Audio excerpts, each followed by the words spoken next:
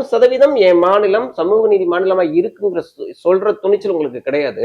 அங்க நடக்குது இங்க நடக்குதுன்னா எங்க நடந்தாலும் தப்பு தாங்க. வெள்ளச்சட்டையில எந்த இடத்துல கருப்பு மைப்பட்டாலும் கருப்பு தான் சார். அக்குள்ள கருப்பா இருக்கு அப்படின்னா அதுக்காக என்ன பண்ண முடியும்? இருக்கிற கருப்பை சுட்டி காட்டுறது தப்பா இருக்கு உங்களுக்குன்னா அந்த கருப்பை சொன்னதுக்கு அப்புறமாச்சும் நீங்க அகற்றுங்களே. இன்னைக்கும் தலித் பஞ்சாயத்து தலைவர்கள் எங்கெங்க இருக்காங்க?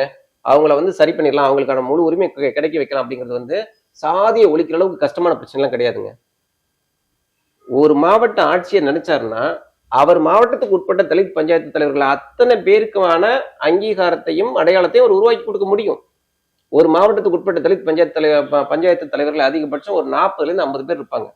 அந்த 50 பேருக்கும் மாதத்துல ஒரு தடவை அவர் போன் பண்ண முடியாத கலெக்டர், சார் நான் விழுப்புரம் கலெக்டர் பேசுறேன், என்ன உங்க பஞ்சாயத்துல எல்லாம் ஓகேயா, ஒன்றும் பிரச்சனை கிடையாது இல்ல, அப்படி எதுவும் பிரச்சனை தான் எனக்கு சொல்லுங்க அப்படின்னு சொல்லி அந்த சரகத்துக்கு உட்பட்ட இன்ஸ்பெக்டரை எப்ப நீ வாரத்துக்கு ஒரு தடவை போயிட்டு அந்த பஞ்சாயத்து தலைவர் பார்க்கணும், நேர்ல போய் பார்க்கணும்.